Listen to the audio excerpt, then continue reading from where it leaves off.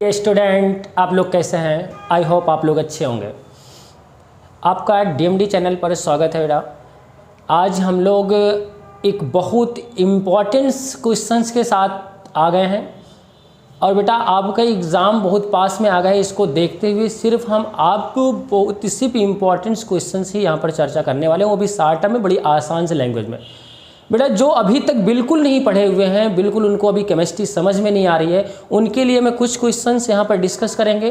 बस उन्हीं क्वेश्चंस को पढ़ के जाएं, आपका काफ़ी अच्छा नंबर आएगा। बेटा जो पढ़ रहे हैं, जो नहीं पढ़ रहे हैं, वो भी अगर आज से अगर मेहनत करना शुरू कर देंगे, अभी भी सवेरा है बेटा, अभी भी सवेरा है और आप लोग मेहनत करते चाहिए। चलिए ठीक है, ज़्यादा देर ना करते हुए हम लोग अपने टॉपिक पर आते हैं। तो देखिए आज मैं पहला क्वेश्चन बड़ा धमाकेदार क्वेश्चन से लेकर आया हूँ कि पूछा जाता है, ये हम लोग क्लास 12th केमिस्ट्री का ऑर्गेनिक केमिस्ट्री से हम लोग पहले चैप्टर हेलो एल्केन और हेलो एरिन से पहला क्वेश्चन से लेकर आए हैं कि ये क्वेश्चन है एका अणु की नाभिक स्नेही प्रतिस्थापन अभिक्रिया किसे कहते हैं। बेटा नाम सुनते ही आप लोग समझ गए होंगे बाबू, नाम सुनते ही आप लोग समझ गए होंगे कि ये कितना इंपॉर्टेंस है। आपके टीचर्स लोग भी बताते होंगे कि SN1 reaction, SN1 reaction, SN1 reaction, कितनी बार आप लोगों ने सुन चुके होंगे SN1 रिएक्शन। आज मैं इस SN1 रिएक्शन को इतना बेहतरीन समझने वाला हूं, इतनी आसान लैंग्वेज में आज इसको समझूंगा कि आपको तुरंत दिमाग में बैठना ही बैठना है आज। तो चलिए बिना देरी करते हुए हम लोग इस पर आते हुए, तो बेटा बोल रहा है कि SN1 रिएक्शन किसे कहते हैं। SN1 रिएक्शन मतलब एका अणु नाभिक स्नेही। बेटा सबसे पहले तो यहाँ पे एक चीज हमने को समझना है कि नाभिक स्नेही क्या होता है, कि नाभिक स्नेही क्या होता है। बेटा मान लीजिए कोई बाबू कोई एलिमेंट्स है, कि कोई एलिमेंट्स है, आपको पता है कि एलिमेंट्स अगर कोई होता है तो उसके चारों तरफ क्या होता है बेटा, इलेक्ट्रॉन चक्कर लगाते रहते हैं। क्या होता है, उसके चारों ओर इलेक्ट्रॉन चक्कर लगाए रहते हैं और उसके बीच में क्या होता है, न्यूक्लियस होता है। ठीक है, न्यूक्लियस, और क्या होगा वहां पर, न्यूट्रॉन होगा और प्रोटॉन होगा। और आपको पता है इलेक्ट्रॉन पर माइनस चार्ज और प्रोटॉन पे प्लस, और न्यूट्रॉन क्या होता है, उस पर कोई चार्ज नहीं होता है।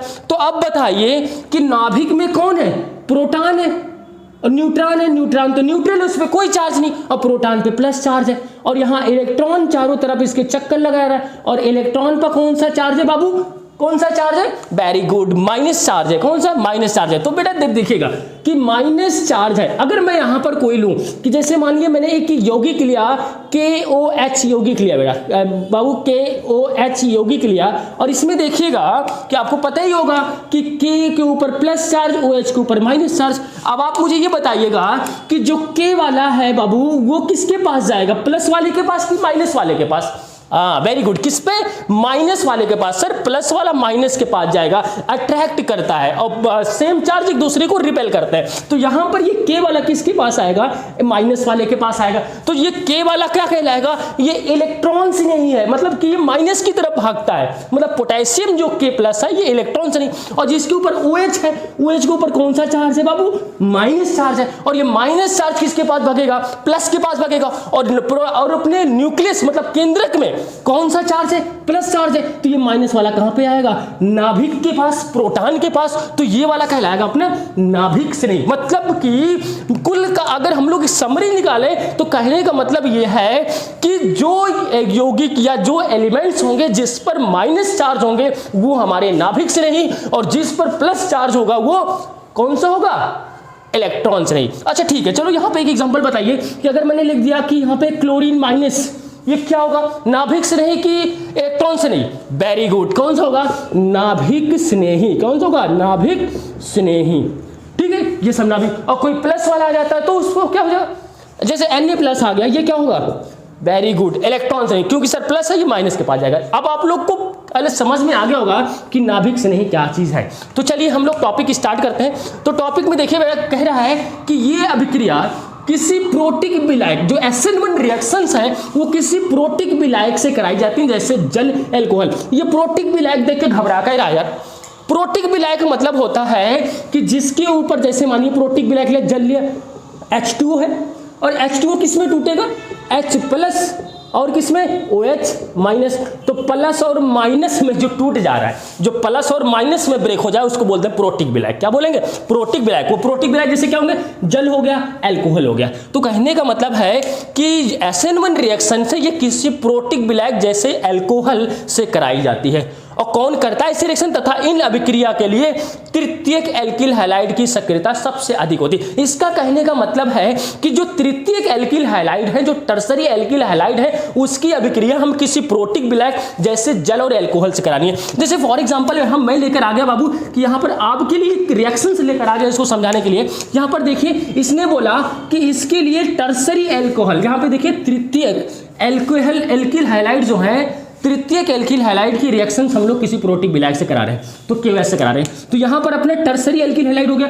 टर्सरी एल्किल हैलाइड कैसे हो गया यहाँ पे बाबू, देखिएगा ये कार्बन है और कार्बन से कितने एल्किल समूह जुड़े हैं, यहाँ पर एक एल्किल जुड़ा है, दो एल्किल जुड़ा है, तीन एल्किल जुड़ा है और यहाँ पे एक हैलाइड हैलोजन जुड़ा है, इसलिए हैलाइड। तो यहाँ पर 1 2 3 टर्सरी एल्किल हैलाइड्स इसलिए बोलेगा। और इसकी KOH से रिएक्शन करा दिया, तो यहाँ पे देखो जब KOH से रिएक्शन कराए तो यहाँ पे K के ऊपर बाबू प्लस और Br के ऊपर क्या होता है माइनस, तो ये KBr क्या हो जाता है यहाँ से निकल जाता है और OH इसी पोजीशंस पर आके क्या हो गया, देखो जुड़ गया और यहाँ पे बन गया, यहाँ पे क्या बन गया अपना कि टर्सरी एल्कोहल बन जाता है। क्या बन जाता है, टर्सरी एल्कोहल बन जाता है। और ये देखिए KBr निकल जाता है, मतलब पोटेशियम ब्रोमाइड से यहाँ पे क्या हो जाता है, बाहर हो जाते हैं। लेकिन यहीं तक खाली अपने को छुट्टी नहीं लेनी है, ये तो अभी आपने ने बताया कि SN1 रिएक्शंस होती क्या चीजें हैं। तो SN1 रिएक्शंस हो क्या रही हैं ये चीज आपने को पता लगी। लेकिन अभी इस भी रिएक्शंस में क्रिया विधि अपने को बतानी है कि कैसे कैसे ये हुआ। तो कह रहा है कि अपने को यहाँ पे क्रिया विधि पढ़नी है। तो कहता है यह जो रिएक्शंस है ये निम्न 2 पदों में पूर्ण होती है। यह कितने पदों में पूर्ण होती है, निम्न 2 पदों में पूर्ण होती है। सबसे पहला स्टेप में कह रहा है बाबू कि पहला स्टेप जो है उस पहले स्टेप में ये जो टर्सरी एल्किल हैलाइड है, ये टर्सरी एल्किल हैलाइड सिर्फ क्या करता है कि अपने ब्रोमीन्स को, यहाँ पे जो हाइड्रोजन है इसको क्या करता है, बाहर निकाल देता है। क्या करेगा, इसको बाहर निकाल देगा और इस पर क्या होगा, एक जहां बाहर निकाला तो एक बॉन्ड नहीं, ये बॉन्ड क्या हुआ, प्लस बन जाता है। तो मतलब यहाँ पे टर्सरी एल्किल हैलाइड्स क्या करता है, हाइड्रोजन परमाणु को त्याग कर टर्सरी कार्बोकेटायन बना लेता है। क्या बना लेगा, टर्सरी कार्बोकेटायन बना लेता है। कहने का मतलब है तृतीयक कार्बोधनायन बना लेता है। तो मतलब पहले स्टेप में क्या हो रहा है कि तृतीयक एल्किल हैलाइड्स हाइड्रोजन को त्याग कर तृतीयक कार्बोधनायन बना लेता है। ये पहला स्टेप हो गया। अब हम लोग द्वितीयक स्टेप देखेंगे। यहाँ पे देखिए बाबू, हम लोग यहाँ पर क्या किए थे, पहला स्टेप देख लिए थे कि पहले स्टेप में आपने देखा था कि जो हमारा तृतीयक एल्किल हैलाइड था वो सबसे पहले क्या करता है, इस हाइड्रोजन एटम्स को यहाँ पर क्या करता है, डोनेट कर देता है, मतलब त्याग करे और क्या कर लेता है, यहाँ पर एक धनायन बना लेता है, जिससे इस यौगिक का नाम हो जाता है कि तृतीयक। बोला गया कि 3 एल्किल है तो तृतीयक कार्बोधनायन। क्या बोलते हैं, ये कार्ब था और इसके ऊपर क्या है, धनायन। क्या बना लेता है, तृतीयक कार्बोधनायन। ऐसे पहला स्टेप लिखने के बाद नीचे लिख दीजिएगा कि सर्वप्रथम तृतीयक एल्किल हैलाइड्स, नीचे आपको हिंदी में लिखना है कि सर्वप्रथम तृतीयक एल्किल हैलाइड्स हाइड्रोजन ग्रुप को या हाइड्रोजन परमाणु को त्याग कर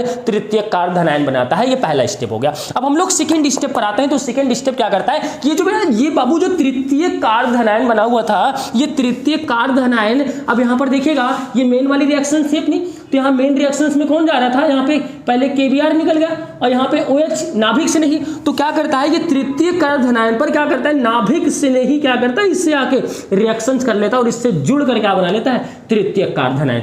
तो अब इसमें क्या लिखेंगे, इसमें लिखेंगे कि तृतीयक कार्बोधनायन पर नाभिक स्नेही OH माइनस आयन आक्रमण कर या जुड़कर तृतीयक एल्कोहल बना लेता है।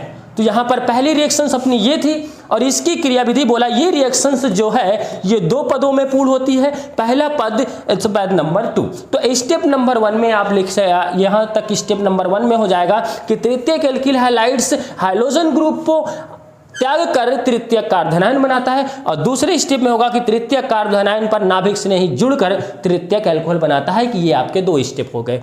ठीक है,